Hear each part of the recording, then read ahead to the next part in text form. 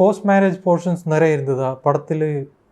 Husband wife play பண்றல இவர் லுக்கே வந்து அந்த தாடி அந்த ஹேரோட பத்தி இல்ல, ஹஸ்பண்ட் வைஃப் கேரக்டர்ஸ் ப்ளே பண்றல. அது நீங்க பேச்சுலரா இருக்கும்போது ஸ்டார்ட் பண்ண, கல்யாணத்துக்கு அப்புறம் இல்ல ஒரு சில விஷயங்கள் கல்யாணம் பண்றதுக்கு அப்புறம் தெரியும்ல, அப்போ ஏதாச்சும் சேஞ்ச் வந்திருந்ததா கேரக்டர்ல?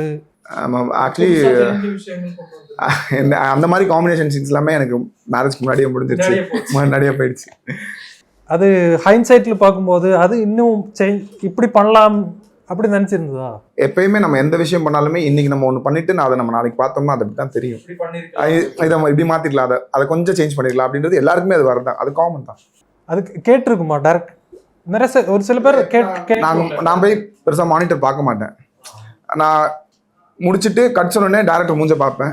அவர் மூஞ்சில நமக்கு தெரிஞ்சிடும் இது ஓகே இது ஓகே இல்லை ப்ரோ, ஒன் மோர் போய்க்கலாம் ப்ரோ, அப்படிதான்.